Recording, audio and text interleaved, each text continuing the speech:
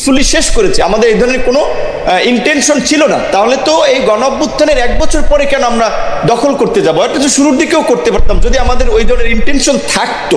দ্বিতীয়ত, এই 1 বছরে আমাদের গণ অধিকার পরিষদের কোনো নেতাকর্মীর বিরুদ্ধে এই ধরনের কোনো মব তৈরি করা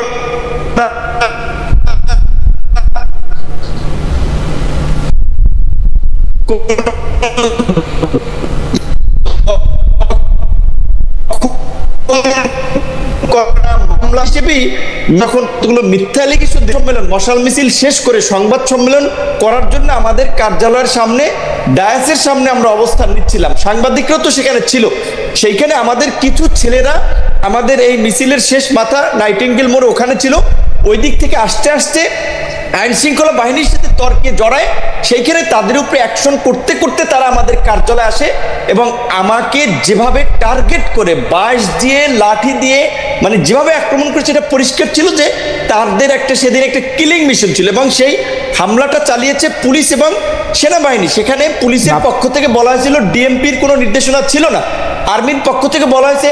আমরা অবাক হয়েছি এবং আমরা যতটুকু জানতে পেরেছি এখানে এই জাতীয় পার্টিকে যারা পৃষ্ঠপোষকতা করছে, আর্মির মধ্যে একটা অংশ যারা আওয়ামী লীগকে কামব্যাক করাতে চায়, তারাই এই ঘটনাটি ঘটিয়েছে। আমি মামলা করি নাই, এখানে আমাদের একজন ছাত্র নেতা জাতীয় পার্টির বিরুদ্ধে মামলা করেছে। আমি আইনজীবী মানবাধিকার সংগঠনের অনেকের সাথে কথা বলেছি, তারা বলেছে যেহেতু একটা বিচার বিভাগীয় তদন্ত কমিশন হয়েছে, আগে দেখেন সেই কমিশনটা কি রিপোর্ট দেয়, তারপরে আপনি মামলা করেন। তো আমি ইতিমধ্যেই আইনজীবী সহ মানবাধিকার সংগঠনের কর্মীদের সাথে কথা বলেছি যে প্রয়োজনে প্রতিষ্ঠান হিসেবে যদি আর্মির বিরুদ্ধে মামলা করা লাগে, কারণ এটা তো হোল আর্মি ইনভলভ না, আর্মির কমান্ডিং অফিসার যারা সেদিন ছিল তারা ইনভলভ, তাদের শাস্তি নিশ্চিত করার জন্য যদি আন্তর্জাতিক অপরাধ আদালতে হেগেও যাওয়া লাগে আমরা সেটা হেগে যাব। যেমন গুম খুনের বিচারের দাবিতে আমরা যেমন আয়নাগরের বিরুদ্ধে সোচ্চার ছিলাম, এই ঘটনায় যারা জড়িত ছিল তাদের বিচারের দাবিতে আমরা সোচ্চার আছি এবং থাকবো।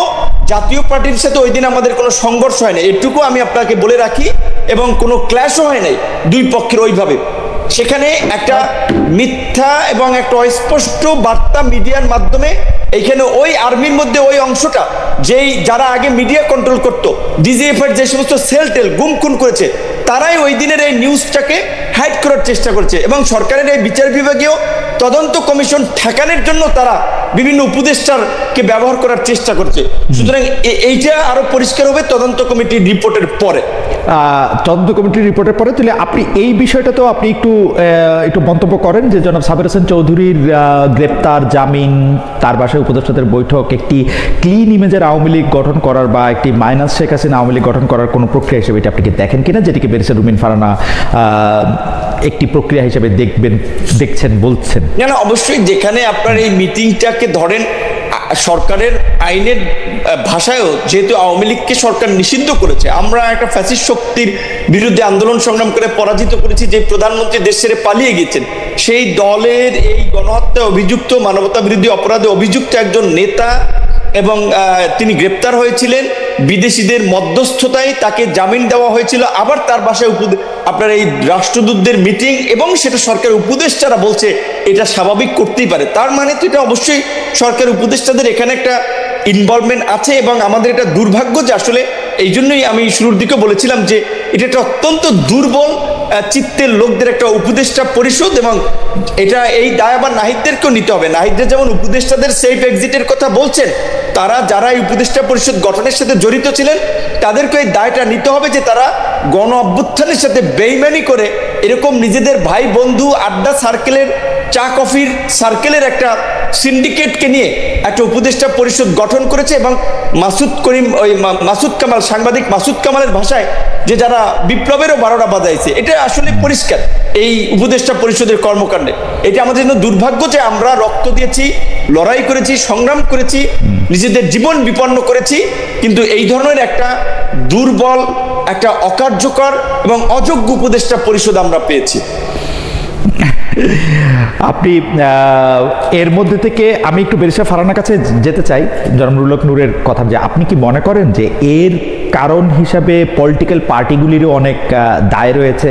যেমন আপনি জনাব মাহফুজ আলমের কথা বলছিলেন, আমি জনাব মাহফুজ আলমকে একটু উদ্ধৃত করি বেরিসা ফারহানা, যে জনাব মাহফুজ আলম বলতেছিলেন যে প্রথম দিকে সব পলিটিক্যাল পার্টি আসলে উপদেষ্টা পরিষদকে সাহায্য করছিলেন, তারা ধন্যবাদ দিচ্ছিলেন, তারা সব রকম সহায়তা দিতেও প্রস্তুত ছিলেন, কিন্তু যেই মুহূর্তে বিএনপির পক্ষ থেকে বেশিরভাগ, উনি বলেছেন যে মানে পার্সেন্টেজটা ওরকমভাবে বলেন নাই, বেশিরভাগ আমলা স্ট্র্যাটেজিক যারা শাসন প্রশাসক আছেন তাদেরকে নিয়োগ দেওয়া হলো, তারপরে কিছু নিয়োগ দিল হচ্ছে জামায়াত, তারপর থেকেই তারা নির্বাচন চাইতে শুরু করলেন এবং অসহযোগিতা করতে শুরু করলেন তাদের লোকগুলিকে সেট করার পর।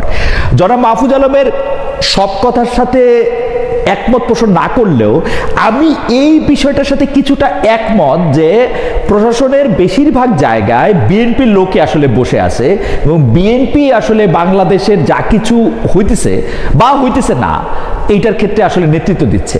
বিএনপি বলে দিছে যে আমাদের ইন্টারেস্ট ছাড়া কোনো একটা জেলা শহরের কোনো একটা মানুষের ইন্টারেস্ট প্রোটেক্ট করার দরকার নাই। একটু যদি মন্তব্য করতেন। খালেদ ভাই, একদমই ভুল, একদমই ভুল। দেখুন, একটা সরকার যদি বিএনপির উপর নির্ভর করে সফল বা ব্যর্থ হয়, তাহলে আপনি ধরে নেন ওটা একটা অষ্টডিম্ব মার্কা সরকার এবং ওই সরকারের কান ধরে এখনই চলে যাওয়া উচিত।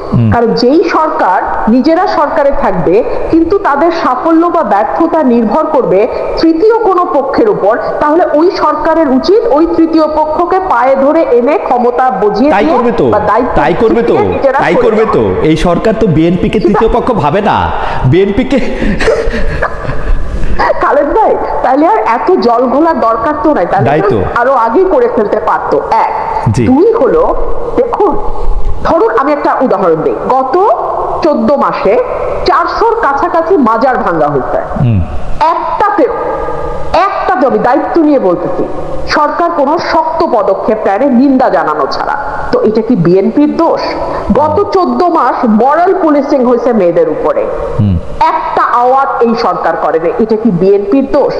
আপনি দেখেন আলাউদ্দিন খাঁর মৃত্যুবার্ষিকী না জন্মবার্ষিকী আমি ভুলে গেছি, সেটা উপলক্ষে সংস্কৃতি মন্ত্রণালয় উচ্চাঙ্গ সঙ্গীতের আয়োজন করেছিল, সেটাও গিয়ে লালবাগ কেল্লায়, সেটাও গিয়ে লালবাগের মসজিদ কমিটি এবং অন্যান্য যারা আছেন তৌহিদি জনতা, তারা বলেছেন নাচা গানা হবে না।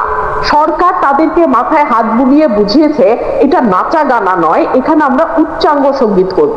আপনি জানেন অনেকগুলো মঞ্চ নাটক বন্ধ হয়েছে, আপনি কি এগুলোকে বলবেন বিএনপির কারণে? আমি বলবো বিএনপির কারণে কেন? বেঁচে পারে না, আমার যুক্তিটা আমি দেই, বেঁচে পারে না আমার যুক্তিটা আমি দেই, আমার যুক্তিটা আমি দেই, আমি কেন বিএনপির দোষ বলবো? একটা জায়গা অনিরাপদ হয়ে উঠতেছে, এগুলোকে আপনি বিএনপির আমি বলি কেন, আমি বলি বিএনপির দোষ কেন আমি দিব।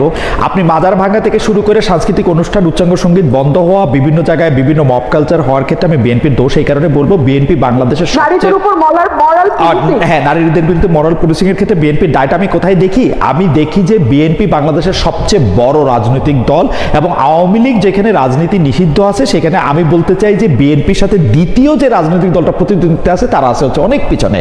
তো জনগণের জনমানস এবং এই যে পাবলিক ওপিনিয়ন তৈরি করার ক্ষেত্রে বিএনপির একটা বড় ভূমিকা আছে এবং যা কিছু আমরা আজকে দেখতে পাই সেইটা আজকে মোরাল পুলিশিং হোক, নারীদের প্রতি আক্রমণ হোক, উচ্চাঙ্গ সঙ্গীত বন্ধ করা হোক, আমি মনে করি যে এটা বিএনপির একটা প্রচ্ছন্ন ছায় সেটার মধ্যে থাকতেই হবে, আদারওয়াইজ এটা করা সম্ভব না। যদি বিএনপি এতখানি দুর্বল হয় যে বিএনপি চাওয়া সত্ত্বেও এগুলি বন্ধ করতে পারতেছে না, তাহলে আমার এই কথা আপনি লিখে রাখেন, বিএনপি তাহলে ইলেকশনও পাস করবে না। I have raised my case. Khaled ভাই, এটা হচ্ছে গায়ের জোরে। হ্যাঁ, যখন আমাদের কোনো মামলা দুর্বল থাকে আমরা তখন গলার স্বরটা চেষ্টা করি উঁচুতে উঠিয়ে দিতে, সো দ্যাট আমরা গায়ের জোরে একটা কেস প্রুভ করে ফেলতে পারি। লয়াররা এটা করে অনেক সময়। আপনার কথা আমার কাছে সেরকম মনে হয়েছে। আচ্ছা, আপনি বলেন, পুলিশ প্রশাসন থেকে শুরু করে যারা দায়িত্ব পালনরত অবস্থায় আছে তারা এই সরকারের অধীনে কাজ করে, তাদের বেতন ভাতা সবকিছু আসে এই সরকারের কাছ থেকে। এক, দুই হচ্ছে তারা যদি দায়িত্বে অবহেলা করে কিংবা তারা কোনো অন্য দলের ইশারায় দায়িত্ব পালন থেকে বিরত থাকে তখন তাদের বিরুদ্ধে শাস্তিমূলক ব্যবস্থা নেওয়ার এখতিয়ার কেবলমাত্র এই সরকার রাখে। এবং এই সব কাজ করার জন্য আমরা 5.5 থেকে 6 লাখ কোটি টাকা দিয়ে একটা সরকার পুষতেছি। হ্যাঁ, একটা মোটা ছোটা সরকার আমরা পুষি।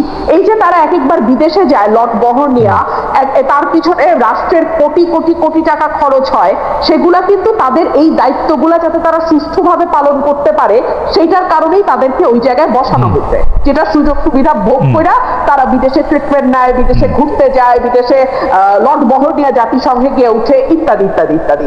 সো এগুলা করবার পরে তারা আইন শৃঙ্খলা ঠিক করতে পারবে না, তারা মানুষের জনমনে স্বস্তি আনতে পারবে না, তারা আওয়ামী লীগের মিছিল সমাবেশ বন্ধ করতে পারবে না, তারা মাজার ভাঙা বন্ধ করতে পারবে না, তারা নারীদের উপরে হয়ে যাওয়া মরাল পুলিশিং তো বন্ধ করা দূরেই থাক। আমি জাস্ট একটা উদাহরণ দেই, থানার থেকে মরাল পুলিশিং করা এক ব্যক্তিকে ফুলের মালা দিয়ে বাইর করে নিয়ে আসা হয়েছে, আপনি তো জানেন তাই না? আপনি তো জানেন কিভাবে লম্বা চুল দাড়ি রাস্তায় ফেলে জোর জবরদস্তি করে কাটা হয়েছে। এগুলা মিডিয়াতে বড় বড় করে না আসা পর্যন্ত আমি বেঁচে ফারানা, আমি কেন, আপনি আমাকে গলার আওয়াজ বড় করে বলা, লয়ার ইত্যাদি নানা রকম কথা বললেন, এগুলির আমি গালি হিসাবেই নিলাম। কিন্তু ঘটনা হইতেছে যে আপনি যত বড় গলায়, আপনার কাছে আমি আবার আসবো, আপনি যত বড় গলায় প্রত্যেকটা শোতে এগুলি নিয়ে কথা বলেন, বিএনপি থেকে এর কি প্রতিবাদ জানানো হয়েছে? 400 মাদার ভাঙার একটা প্রেস রিলিজ দেওয়া ছাড়া। আমি আপনাকে বলি, মানুষের চুল কাটান, আপনি বলেন বিএনপির কোন জায়গায় স্থানীয়ভাবে এগুলি প্রতিরোধ করা হয়েছে? আপনি বলেন কোন অন্যায়টা, আপনি যতগুলি অন্যায়ের কথা যতবার করে বলেন, আপনি বলেন কোন জায়গা থেকে বিএনপিকে বলা হয়েছে আর একবার যদি এই কথা বলা হয়, এটা করা হয়, আমরা এটাকে ধূলিসাৎ করবো? আমি তো দেখি নাই বিএনপির এই পজিশন। খালেদ ভাই, আমার যতদূর মনে পড়ে আপনার একটা শোতে হাসনাত আব্দুল্লাহকে আপনি বলছিলেন রাস্তায় পিচ দেওয়া হইতেছে কি হয় নাই এটা দেখার দায়িত্ব কি আপনার? না, ঠিক রাইট, ঠিক সেরকমই তার উপরে যদি কোনো ফৌজদারি অপরাধ ঘটে সেটা বন্ধ করার দায়িত্ব বিএনপি। না, ফৌজদারি অপরাধ বন্ধ করার দায়িত্ব, আপনিও কিন্তু ফৌজদারি অপরাধ বন্ধ করার দায়িত্ব নিতেছেন না বেরিসা ফারানা। আপনি যেটা করতেছেন, আপনি এটা প্রতিবাদ জানাচ্ছেন প্রতিটা জায়গায়, আপনি এটা বলতেছেন। আমার প্রশ্ন হচ্ছে আরে আমার আপনি বিএনপি কে আমি কেমনে বুঝবো? 2 দিন পরে ফজলুর রহমানের মতো, ফজলুর রহমান সাহেবের কি বিএনপি ছিল? 2 দিন আগে পরে তো দেখবো যে ওরে বাদ দিয়ে দিছে। আপনি বাদ দিয়ে দিলেই তো আপনি বিএনপি না। আমি তো তারেক রহমান সাহেব আর খালেদা জিয়া ছাড়া কাউরই বিএনপি মনে করি না। ওই দুজন হলো বিএনপি, আপনার ইন্ডিভিজুয়াল। ঠিক আছে তাহলে আপনার বয়ান অনুযায়ী তারেক রহমান এবং দেশনেত্রী বেগম খালেদা জিয়াকে এই অপরাধগুলোর প্রতিবাদ করতে হবে, প্রতিবাদ করে যেতে হবে, নির্দেশনা দিতে হবে যে সামাজিকভাবে এগুলিকে প্রতিরোধ করার জন্য, যেটা আমি দেখি নাই। আমার কথা হচ্ছে এইটা, আমাদের তরফে বিভিন্ন লেয়ারে সেই প্রতিবাদ করা হচ্ছে। বিভিন্ন লেয়ারে আমরা যখনই কথা বলছি, শুধু আমি না তো, আমার সঙ্গে টকশোতে যারা অন্যান্য যারা পার্টিসিপেন্ট যান বিএনপি কে রিপ্রেজেন্ট করেন, প্রত্যেকে কনডেম করছেন। কোনো লাভ কি হচ্ছে? আমরা মূল পয়েন্টে আসি। বিএনপি প্রতিবাদ করছে কি করছে না তার চেয়ে অনেক গুরুত্বপূর্ণ প্রশ্ন হচ্ছে সরকার তার দায়িত্ব ঠিকভাবে পালন করছে কিনা। আমরা সরকারকে তার দায়িত্ব ঠিকভাবে পালন করতে দেখছি না। এখন মাহফুজ আহমেদ তিনি সরকারের অংশ, তিনি যদি এটাকে তার ভবিষ্যৎ প্রতিদ্বন্দ্বী দলের ঘাড়ে দিয়ে স্বস্তি পেতে চান, তিনি স্বস্তি পেতে পারেন, কিন্তু তাতে সরকারের ব্যর্থতা মানুষের চোখে কোনো অংশেই কমবে না। ওকে আমি একটু জনাব নুরুল হক নূর, আপনাকে ধন্যবাদ বেরিসা ফারানা। আমি একটু জনাব নুরুল হক নূরের কাছে আসি। এই প্রসঙ্গটা নিয়ে আমি আসলে বেরিসা ফারানার কাছে আমার আলাদা প্রশ্ন রয়েছে, কিন্তু জুলাই সনদটা নিয়ে জনাব নুরুল হক নূর সাংবিধানিক যে বিষয়ে, মানে নির্বাচন করার আগে করা হবে না পরে করা হবে, গণভোটটা হবে কি হবে না, জুলাই সনদটা কিরকম হবে, সেইটা নিয়ে আপনার একটু মতামত জানতে চাই। আমি একটু বেরিসা ফারানার মতামত জানতে চাই যে এইটা আসলে সবাই একমত হবে কিনা, বা নতুন কোনো বড় আরেকটা ঝামেলার দিকে আমরা যাইতেছি কিনা। জনাব নূরকে আবারও আধার দেখতে পাচ্ছি। আমি বলবো না ফিরে আসছেন। জি জনাব নূর, আপনি একটু। জি, জুলাই সনদের শেষ অংশটুকু শুনে নেই। মানে জুলাই সনদ নিয়ে তো রাজনৈতিক দলগুলির আমরা নানা রকম, কখনো একরকম অবস্থান, সময় আলাদা আলাদা অবস্থান আমরা দেখতেছিলাম। আপনি কি মনে করেন শেষ পর্যন্ত এটা কোথায় গিয়ে দাঁড়াবে? মানে এই সাংবিধানিক প্রশ্নগুলিকে আগে যেটাকে বলে হচ্ছে রাষ্ট্রপতির স্বাক্ষর দিয়ে আমরা এটা করে ফেলবো, মানে যেটাকে আমরা অধ্যাদেশ বলি, পরে বিএনপি যেরকম চাইতেছে যে সংবিধানটা যদি সংশোধন করতে তাহলে আমরা পরে করব, কেউ যে বলতেছে যে গণপরিষদের নির্বাচন এবং জাতীয় জাতীয় সংসদ 2টা ম্যান্ডেটে যেন থাকে, সেটা হবে, আপনি কোনটাকে দেখেন? অনেকগুলি বিষয়, কিন্তু জুলাই সনদটার আসলে আমরা ইউএসপি কি দেখি? অনেকে বলে থাকেন যে এইটা আসলে মোরলেস একটা ইনডেমনিটি, অনেকে বলে থাকেন এটা হচ্ছে যে মোরলেস একটা স্বীকৃতি, কেউ কেউ বলে থাকেন না আমরা সংবিধানের মূল কাঠামোটাই আসলে পরিবর্তন করতে চাই। আপনি এটাকে কিভাবে দেখেন? জুলাই সনদটা আমি মনে করি যে বাংলাদেশের এই স্বাধীনতার 54 বছরে রাষ্ট্র পুনর্গঠনে এবং সংবিধানের যে বিষয়গুলোর আমাদের সংশোধনী প্রয়োজন, সেই বিষয়গুলোতে আমরা মোটামুটি আসলে জনগণকে সম্পৃক্ত করে এবং ক্রিয়াশীল রাজনৈতিক দলকে সম্পৃক্ত করে এক নতুনভাবে করার একটা সুযোগ পাচ্ছি। এবং বিশেষ করে এই ধরনের একটা গণ অভ্যুত্থানের পরে বিভিন্ন দেশেই বড় ধরনের অনেক পরিবর্তন ঘটে। সেই জায়গা থেকে এখন এই পরিবর্তনটা মানুষের প্রত্যাশিত, কিন্তু দুঃখজনক হচ্ছে যে সরকার দায়িত্ব নেয়ার 1 বছর পার হয়ে গেছে, অলরেডি 14 মাস, কিন্তু এতদিনও সেটা করতে পারে নাই। আর সরকার এটা সম্পন্ন করতে না পারার ফলেই কিন্তু রাজনৈতিক দলগুলোর মধ্যেও নানান ধরনের মতানৈক্য এবং শেষ পর্যন্ত আসলে এই জুলাই সনদের যেই বিষয়বস্তুগুলো, যে 84টি প্রস্তাব বা 84টি বিষয় নিয়ে যে জাতীয় ঐক্যমত্য কমিশন দীর্ঘদিন আলাপ আলোচনার শেষ পর্যন্ত একটা ঐক্যমতে পৌঁছানোর চেষ্টা করেছে, সেইটার কতটুকু বাস্তবায়ন হয় সেটা নিয়ে অনেকগুলো প্রশ্ন রয়েছে।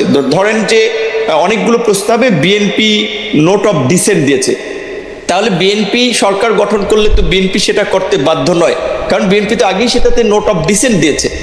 সো সেই ক্ষেত্রে আমরা যেটা বারবার বলেছিলাম যে যতটুকু বাস্তবায়ন করা যায় রাজনৈতিক ঐক্যমতের ভিত্তিতে, সেটা আগামী জাতীয় নির্বাচনের আগেই করা দরকার ছিল এবং সেটার ভিত্তিতে নির্বাচনটাও করা দরকার ছিল।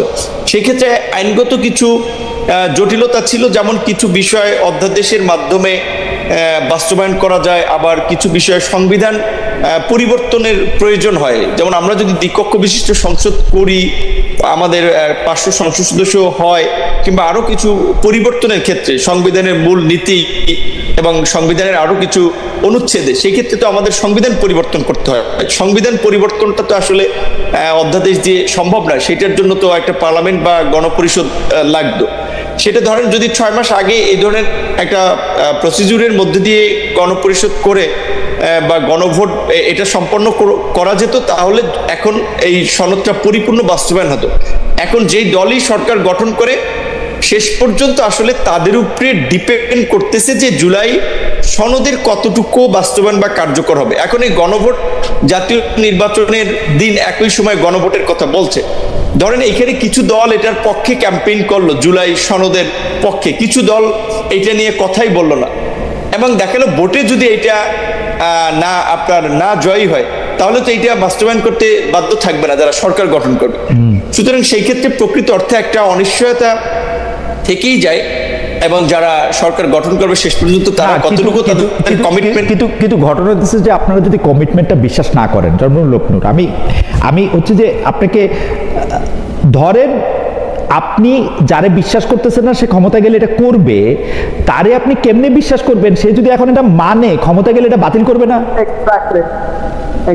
এটা আপনি বাতিল করাটা ডিফিকাল্ট, একদম ডিফিকাল্ট না, বিশ্বাস করেন জনপ্রতিনিধি, একদম ডিফিকাল্ট না। ওরা আইসা প্রথমেই পার্লামেন্টে প্রথম দিনই বলবে যে এত তারিখ থেকে এত তারিখ পর্যন্ত পার্লামেন্টের বাইরে যেসব সিদ্ধান্ত হয়েছে সেগুলি আমরা আর ইনকর্পোরেট করতেছি না, এগুলির ব্যাপারে এই পার্লামেন্ট আলোচনা করিয়া ঠিক করিবে।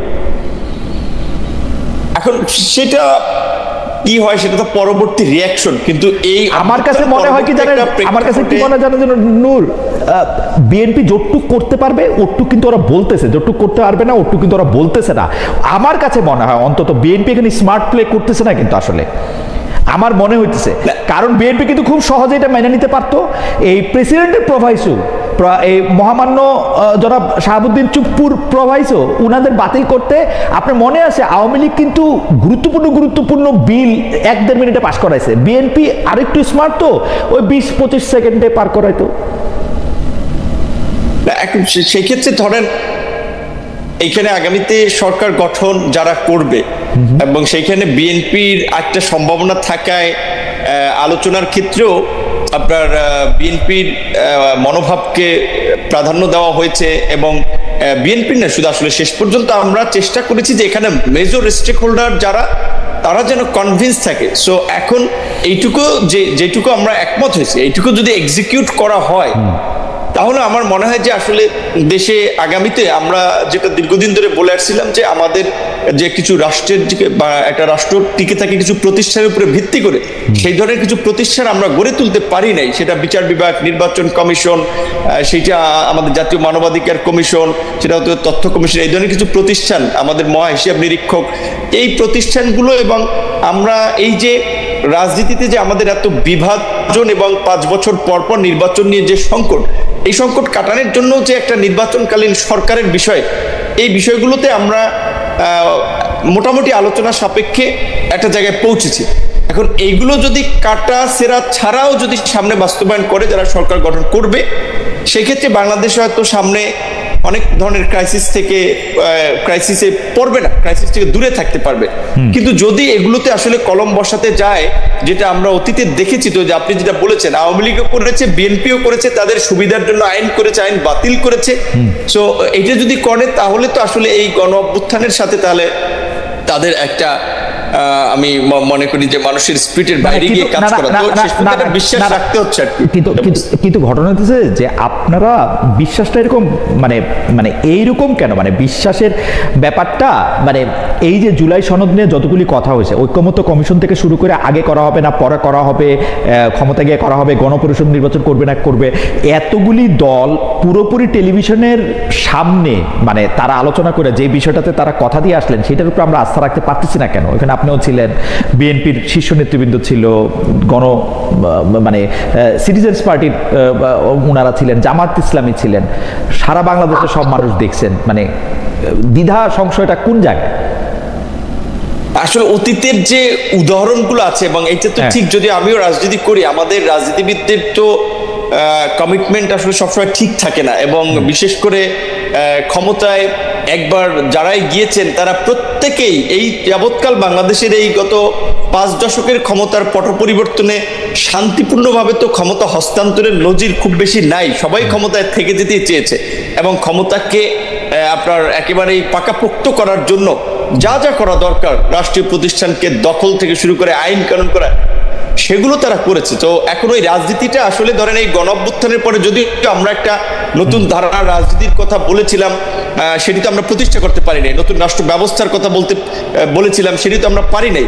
এবং এই অন্তর্বর্তীকালীন সরকারের মাধ্যমে একটা নতুন পরিবেশ আমরা দেখতে চেয়েছিলাম, সেগুলো তো হয় নাই। কাজে এই কারণে হয়তো কিছুটা সংশয় থাকে, কিন্তু তারপরে আমি মনে করি যে শেষ পর্যন্ত আস্থাটা রাখতে হবে। রাজনীতিবিদরা যতই খারাপ হোক, তারাই রাষ্ট্র পরিচালনা করবে, তারাই রাষ্ট্রের নীতি নির্ধারণ করবে। সেক্ষেত্রে এখন শেষ পর্যন্ত যেহেতু একটা ঐক্যমতে পৌঁছেছে যে নির্বাচনের সময়, জাতীয় নির্বাচনের দিন একই সাথে গণভোট এবং এই জুলাই সনদ বাস্তবায়নের একটা ম্যান্ডেট নেওয়া, এখন আমি এই জায়গাটাতেই ফিক্স থাকতে চাই। এবং অন্যান্য রাজনৈতিক দলকেও আমি বলবো যে অন্তত যেহেতু এখন ফেব্রুয়ারিতে জাতীয় নির্বাচন এবং বাংলাদেশের আপনার অভ্যন্তরীণ নিরাপত্তা, অভ্যন্তরীণ আইন শৃঙ্খলার পরিস্থিতি, ভৌগোলিক পরিস্থিতি, প্রতিবেশীদের আচরণ, নানান প্রেক্ষাপটে নির্বাচনটা আমাদের জন্য জরুরি হয়ে পড়ছে। নির্বাচন না হলে বাংলাদেশ আরো নতুন নতুন সংকটে পড়বে। সেই জায়গা থেকে এখন আর এই জুলাই সনদ নিয়ে কিংবা নতুন কোনো আলোচনা নিয়ে আমরা বিভাজন কিংবা অন্যরকম পরিস্থিতি তৈরি হোক, আমরা ওইদিকে যেতে চাই না। এখন নির্বাচনের দিকে আমরা যেতে চাই। জনমূলক নূর, আমারও মনে হচ্ছে যে এই ব্যাপারটার আলোচনাটা অনেকটাই একাডেমিক হয়ে থাকতেছে। বেশি ফারহানা, আমি সর্বশেষ আপনাকে যে প্রশ্ন করতে চাই সেই প্রশ্নটি হচ্ছে যে আপনি জানেন যে সেনাবাহিনীর কয়েকজন কর্মকর্তাদের বিরুদ্ধে, মানে এটাকে আপনারা আদালতের ভাষায় কি বলেন, মানে মামলার যে প্রসিডিংসগুলি সেগুলি শুরু হয়েছে। এখন অনেকেই বলছেন যে তারা আসলে একটি চেয়ার দায়িত্ব পালন করছেন, তো এই চেয়ার দায়িত্ব পালন করলে এইভাবে তারা এর জন্য মানে দায়ী হতে পারবেন কিনা, বা চেয়ার হলেই কি সব কথাও শুনতে হবে কিনা? কারণ আদালতে ভাষায় বা আইনের ভাষায় একটি কথা আছে যে আপনি যদি মনে করেন কোনো একটা বিষয় আইন বা সংবিধান বিরোধী, এটা তো আপনি নাও মানতে পারেন, কিন্তু এইসব ক্ষেত্রে এইগুলি যে একটা ফাইনাল লাইন আছে, এই মামলাগুলি কি সেই ফাইনাল লাইনকে আরো মানে এই পার্থক্যটাকে আরো বিশাল করে তুলবে, নাকি ভবিষ্যতের জন্য এটা ভালো হবে? কারণ বর্তমানে যারা কর্মকর্তা আছেন তাদের মধ্যে অনেকে এটা ভাবতে পারেন যে ভবিষ্যতের কোনো সরকার এসেও তাদের কোনো কাজকর্মকে তো আসলে চ্যালেঞ্জ করা যেতে পারে, তাহলে তারা কি আসলে কাজে যাবেন কি যাবেন না। উদাহরণ আসছে, এটা শেষ কথা বলি, যে অপারেশন ক্লিন হার্টের সময় যেসব আর্মি অফিসার আসলে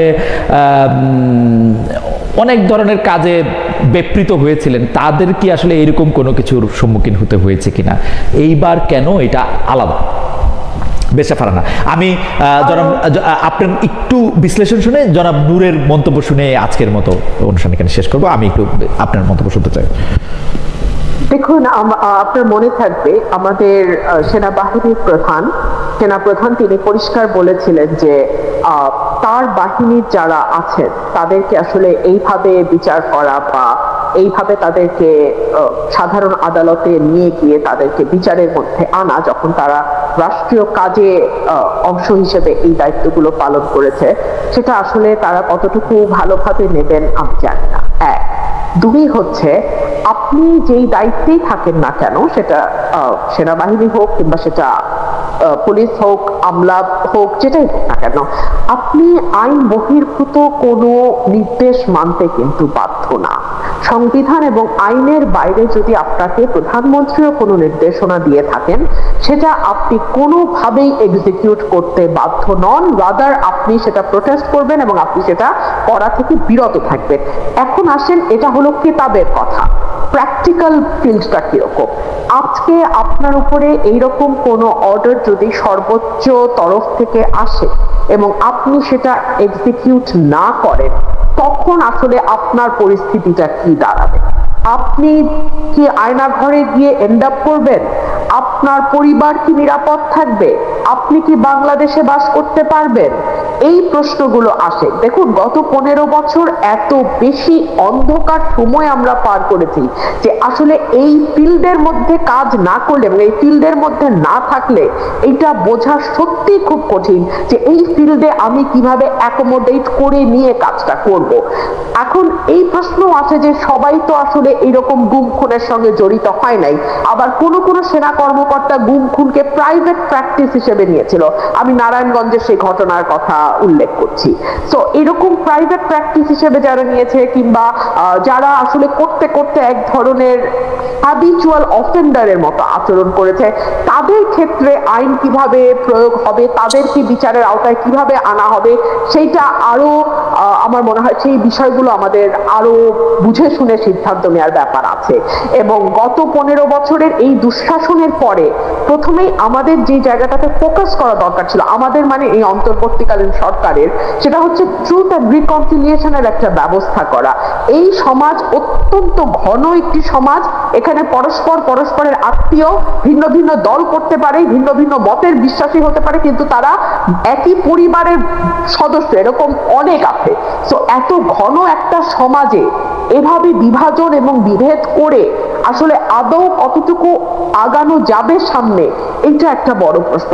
যতক্ষণ পর্যন্ত আমাদের পরস্পরের সহাবস্থানটা, হ্যাঁ, এটা আমি ওই গুম খুনের বিষয়ে বলছি না, আমি অন্যান্য নানান দিকে, কারণ গত 15 বছর তো বিভাজনটা এত প্রকট ভাবে হয়েছে যে আপনি মুক্তিযুদ্ধের পক্ষ না বিপক্ষ, আপনি স্বাধীনতার পক্ষ না বিপক্ষ, চেতনার পক্ষ না বিপক্ষ, এগুলো নিয়েও একেবারে ভীষণ রকম ভাগাভাগি হয়ে গেছে। তো এই ভাগাভাগি সমাজটাকে একেবারে সোশ্যাল টেক্সচার নষ্ট করে দিয়েছে। এটাকে রিপেয়ার করা, এটাকে যতটুকু সম্ভব একটা মানে ভিন্ন মত থাকবে কিন্তু মোটামুটি যাতে বাসযোগ্য হয় বাংলাদেশটা সকলের জন্য, আপনার জন্য, আমার জন্য, নূর ভাইয়ের জন্য, সবার জন্য, সেইটুকু এনশিওর করার কাজটা শুরু হওয়া দরকার ছিল 5ই আগস্টের পরে। বাট আনফরচুনেটলি আমরা দেখেছি নানান অজুহাত তুলে আমাদের এই বিভাজনটা আরো অনেক বেশি বাড়িয়ে দেয়া হয়েছে। আমি জনাব নূরের কাছ থেকে এটা বিষয়টা একটু এই ব্যাপারে একটু মন্তব্য জানতে চাইবো যে আমরা কিন্তু দেখেছি 5 আগস্ট 2024 পরে সিটিং সেনাবাহিনীর শীর্ষ পর্যায়ের কর্মকর্তা, যেমন ধরেন মেজর জেনারেল জিয়াউল সাহেব যিনি ছিলেন এনটিএমসির দায়িত্বে, তাকে কিন্তু গ্রেপ্তার করা হয়েছে, তাকে আদালতে নেওয়া হয়েছে, তার বিরুদ্ধে এটা মামলা করাও হয়েছে। তিনি সহ আরও কিছু সেনা কর্মকর্তাদের বিরুদ্ধেও কিন্তু এরকম মামলা করা হয়েছে। কিন্তু 1 বছর পরে এসে যেসব সেনা কর্মকর্তাদের এই মামলাদের নিয়ে যে এই কথাগুলি হচ্ছে, সেগুলি আসলে আপনি কীভাবে দেখেন? মানে তারা এতদিন চাকরিতে ছিলেন, মানে অভ্যুত্থান বা বিপ্লবের 1 বছর পরও এখন তাদের বিচার হওয়াটা, এইটারে আপনি আসলে ভালো খারাপ কোনভাবে দেখেন জনরুল হক নূর? প্রথমত হচ্ছে, ধরেন অপরাধ যারা করে তাদের বিচার টুমুনো হওয়া দরকার। অভ্যুত্থানের শুরুর দিকের সময়টা নানান বাস্তবতায় অনেক বড় বড় রাঘব বোয়ালকে বিচারের মুখোমুখি করতে পারে নাই সরকার, কিংবা একটু পরিস্থিতি বিবেচনায় সময় নিয়েছে। কিন্তু শেষ দিকে হলো যে সরকার একটা সাহসী পদক্ষেপ নিয়েছে, আন্তর্জাতিক অপরাধ ট্রাইব্যুনাল এই সমস্ত রুই কাতলাদের বিরুদ্ধে গ্রেপ্তারি পরোয়ানা জারি করেছে এবং তাদের বিষয়ে আপনার অভিযোগ আমলে নিয়েছে। এটাকে আমি সাধুবাদ জানাই। এবং আপনি যেটা বলছেন এটা ঠিক, যে এটা বাংলাদেশের এরকমের নজির এই প্রথম সেটা না। বিএনপির সময় আপনি নিশ্চয়ই মনে আছে যে 10টা কষ্টের ঘটনায় কিন্তু তৎকালীন ডিজিএফআই এবং আরো কিছু এই 21শে আগস্ট গ্রেনেড হামলা মামলায় তৎকালীন ডিজিএফআই ডাইরেক্টর, এনএসআই ডাইরেক্টর, তাদেরকেও কিন্তু আপনার গ্রেপ্তার করা হয়েছে এবং জেলেই সম্ভবত ডিজিএফআই ডাইরেক্টর একজন মারাও গিয়েছেন। সাবেক স্বরাষ্ট্রমন্ত্রীকে আপনার যাবজ্জীবন কারাদণ্ড দিয়ে জেলে রেখেছেন। কাজে এই নজির কিন্তু আমাদের এখানে আছে। তো গত 16 বছরে যারা একেবারেই বাংলাদেশের ইতিহাসের সবচেয়ে একটা কালো অধ্যায় রচনা করেছে, আপনি যেমন একজনের নাম বললেন মেজর জিয়াউল, আমি মনে করি এই ধরনের অফিসারদেরকে ফায়ারিং স্কোয়াডে আপনার ফায়ার করে আপনার বিচার করা দরকার ছিল, যাতে ভবিষ্যতে এই দৃষ্টান্ত দেখে আর কেউ এই সমস্ত অপকর্মে জড়িত না হতে পারে। যে সে কিভাবে মানুষকে গুম করেছে, খুন করেছে, সেগুলোর তো এভিডেন্স আপনারা সবাই সবার সামনে আছে। তো এই ধরনের অপরাধের পরেও সে হোক ডিজিএফআই প্রধান কিংবা সেনা প্রধান কিংবা পুলিশ প্রধান, তাদের যদি বিচার না হয়, বেনজিরের মতো পুলিশ প্রধান, তাদের যদি বিচার না হয়, তাহলে তো আরো ভবিষ্যতে বেনজির তৈরি হবে, আরো জিয়াউল হক তৈরি হবে। এই ঘটনায় ইউনূস সরকারের মতো এত বড়, এত জনসমর্থিত সরকার, রাজনৈতিকভাবে ব্যাকআপ যারা পেয়েছেন, তারা এতদিনে ব্যবস্থা নিয়েছেন এত ডিলে, সেটাই আমাদের আশ্চর্যের জন্য। কিন্তু আমার মনে হয় যে আরো আগে তাদের বিরুদ্ধে শক্ত পদক্ষেপগুলো নেওয়া দরকার ছিল। এইখানে একটা কথা রুমিন ফারহানা আপা যেটা বলেছে তার সাথে আমি একমত, যে আমরা কিন্তু বারবারই বলছিলাম যে শুরুর দিকেই আপনার ওই যেটা ডক্টর ইউনূসকে, যে তার সামনে অপশন আছে, তিনি লিকুয়ান হতে পারেন সিঙ্গাপুরের মতো, কিংবা নেলসন ম্যান্ডেলার ভূমিকায় নিতে পারেন, কিংবা মাহাথির মোহাম্মদের মতো একটা ভূমিকায় যেতে পারেন। তো আমরা যেটা মনে করেছিলাম যে ওই যে রুমিন ফারহানা আপা বলেছে, এত ঘন আপনার বসতিপূর্ণ একটা এলাকার ছোট্ট একটা এরিয়া, এইখানে একেবারেই আপনার ঘুম থেকে উঠলে একজনের সাথে আরেকজনের দেখা হয়। কাজে এইখানে একেবারে গুরুতর অপরাধে যারা অভিযুক্ত তাদেরকে আপনার বিচারের মুখোমুখি করে, ছোটখাটো অপরাধে যারা অভিযুক্ত তাদেরকে ক্ষমা করে দিয়ে আমাদের একটা রিফর্ম অ্যান্ড রেকনসিলিয়েশনের দিকে যাওয়া দরকার ছিল। কিন্তু আসলে সরকার কিছুই করতে পারে নাই, লেজে গোবরে একেবারে পাকিয়ে ফেলেছে। তো তারপরেও যতটুকু করেছে শেষ দিকে, বিশেষ করে এই আমরা দেখেছি যে বিশেষ করে সেনা সদস্যদের মধ্যে যারা ডিজিএফআই এবং গুরুত্বপূর্ণ দায়িত্বে ছিলেন, তারা যেভাবে ফ্যাসিবাদকে পৃষ্ঠপোষকতা করেছেন এবং বাংলাদেশের নাগরিকদের একেবারে বিরুদ্ধে গিয়ে কাজ করেছেন, তাদের যদি বিচার না হয় তাহলে ভবিষ্যতে এগুলোর ধারাবাহিকতা চলবে। সেই জায়গা থেকে এগুলোর বিচার হওয়াটা খুবই জরুরি ছিল। সেই জায়গা থেকে আমরা ওয়েলকাম জানাই এবং সেনাবাহিনীকেও বলবো আমরা, যে সমস্ত কর্মকর্তারা এই সেনাবাহিনীকে কলঙ্কিত করেছে, যে সমস্ত পুলিশ কর্মকর্তারা পুলিশকে কলঙ্কিত করেছে, তাদেরকে রক্ষায় দয়া করে কেউ মায়া কান্না কিংবা এই বাহিনীর ইজম না দেখিয়ে বিচারকে আপনারা সহযোগিতা করেন। কারণ বাংলাদেশের মানুষ কিন্তু বিচার চায়, গণ অভ্যুত্থান কিন্তু সেই ম্যান্ডেট দিয়েছে এই সরকারকে। কাজেই আপনারা আশা করি যে এই অপরাধের সাথে যারা জড়িত তাদের বিচার নিশ্চিত করার জন্য আপনারা সহযোগিতা করবেন এবং আমাদেরও সংগ্রামটা চলবে এই বিচার নিশ্চিত করার জন্য। যেটা আমি নিজেও আয়নাগরে ছিলাম, আমি নিজেও এই টর্চারের মধ্যে দিয়ে গিয়েছি, সমস্ত ভুক্তভোগী মানুষ কিন্তু আপনারা এই বিচার চান। এইটা ঠিক আছে, কিন্তু আমি যেটা প্রশ্নটা করতে চাই, এটা বেরেশা ফারহানাকে আবার এই একটু ফিরে আসি, যে কারণ এইটা একটু জনাব নূরকেও আমার একটু শুনতে হবে, যে আপনারা কি এটা মনে করেন কিনা, জনাব নূরের বক্তব্যের সাথে বেরেশা ফারহানার বক্তব্যের সাথে এই বিষয়ে আমি একমত, কিন্তু আপনারা এটা মনে করেন কিনা যে এই ক্ষেত্রে কোনো পিক অ্যান্ড চুজ করা হচ্ছে, বা কোনো একটা নির্দিষ্ট গোষ্ঠীর, মানে কারা অপরাধ করছে, কোন জায়গার থেকে এই জিনিসটা অপরাধীর কার্যক্রম হিসেবে বলা যেতে পারে, সেইটার ক্ষেত্রে আমরা একটা ওয়েল ডিফাইন্ড ডেফিনিশন দেখতে পাচ্ছি। আমি এই কথা কেন বলতেছি, ভবিষ্যতে যদি কোনো দিন আবার এরকম পরিস্থিতি সৃষ্টি হয়, তাইলে কি আমরা এই উদাহরণটাকে দিয়ে যারা অন্যায়কারী তাদের পক্ষেই চেয়ারগুলি থেকে যাবে কিনা? আমরা কিন্তু স্পষ্ট যে 5 আগস্টের এই ঘটনাটা ঘটানোর ক্ষেত্রে অভ্যুত্থানকারীরা যেরকম সাহায্য করেছে, আপনারা যেরকম অংশগ্রহণ করেছেন, নূর যেমন ছিলেন, বিএনপি যেমন ছিলেন, এনসিপি যেমন ছিলেন, কিন্তু এইটা তো অস্বীকার করার কোনো উপায় নাই। সামরিক এবং বেসামরিক বাহিনীর লোকেরা যদি তাদের বন্দুকের নলটি না ঘুরাতেন, তাহলে এটা হয়তো এত মানে সম্ভব হইতো না বলে তো আর আমি আর কথা বলতে পারবো না, কিন্তু অন্যরকমও হইতে পারতো।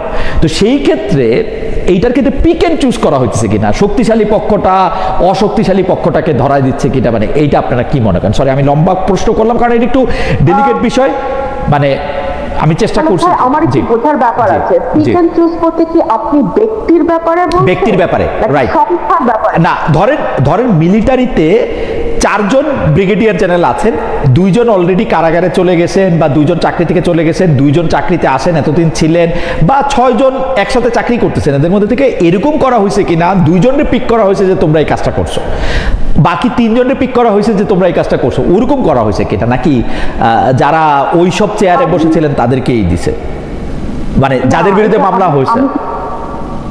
না, যাদের বিরুদ্ধে মামলা হয়েছে তাদের বিরুদ্ধে তো এভিডেন্স থাকতে হবে। যদি এভিডেন্স ছাড়া মামলা হয়ে থাকে তাহলে তো সেই মামলা চলবেই না।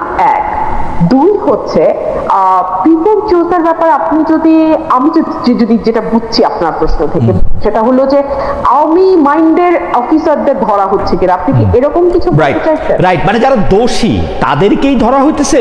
যে ধরেন আমি জিয়াউল হাসান সাহেবের উদাহরণ দিলাম কারণ এনটিএমসির পক্ষ থেকে অনেকগুলি সিদ্ধান্ত এরকম নেওয়া সম্ভব হয়েছে যেখানের ক্ষেত্রে তার বিরুদ্ধে অভিযোগ গঠন করা সম্ভব। ডিজিএফ এর যিনি প্রধান ছিলেন, এনএসআই এর যিনি প্রধান ছিলেন, তাদের বিরুদ্ধে তো প্রথম পর্যায়ে আসলে মামলা হয়েছে। এখন যাদের বিরুদ্ধে মামলা হইল, যারা ব্রিগেডিয়ার জেনারেল এবং তৎনিম্ন, তাদের অনেকেই এরকম কিনা যে তারা আসলে খালি অর্ডারটাই নিছেন, নাকি তারা এরকম যে তারা আলাদা রকমের ক্ষতিকর অফিসার ছিলেন, আগের রেজিমের কথা আইনের বাইরে গিয়েও পালন করতে চেয়েছেন। ওরকম যদি ওইরকমই হইতেন, আমার প্রশ্ন, ডক্টর ইউনূস সরকারের অধীনে তারা আরো 1 বছর চাকরি করলেন কেমনে? না, দেখুন, এখন কারো বিরুদ্ধে এত ভয়ানক অভিযোগ যদি আনা হয় তাহলে তো যথেষ্ট পরিমাণ সাক্ষ্য প্রমাণের ভিত্তিতে সেটা আনতে হবে। যদি সাক্ষ্য প্রমাণ যথেষ্ট না থাকে তাহলে তো তারা এমনিতেই খালাস পাবেন, তাহলে তো আর এই মামলা চলবার কোনো প্রশ্নই নাই।